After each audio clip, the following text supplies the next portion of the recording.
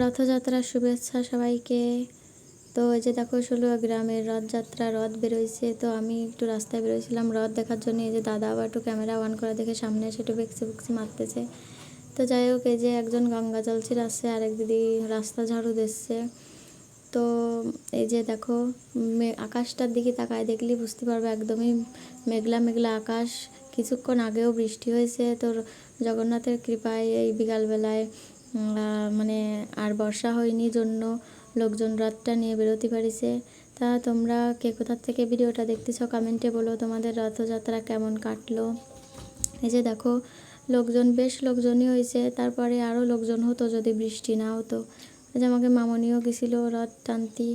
তো এই যে দেখো আমাদের রথটা যে এদিকে চলে আসছে আর এদিকে ওই যে একটা বালুর গাড়িটার জন্যে হচ্ছে সাইড দিয়ে একটু সমস্যা হচ্ছে। তো যাই হোক সমস্যা টমস্যা এড়াই যে আমাদের জগন্নাথ দেব চলেছে। টাটা সবাই।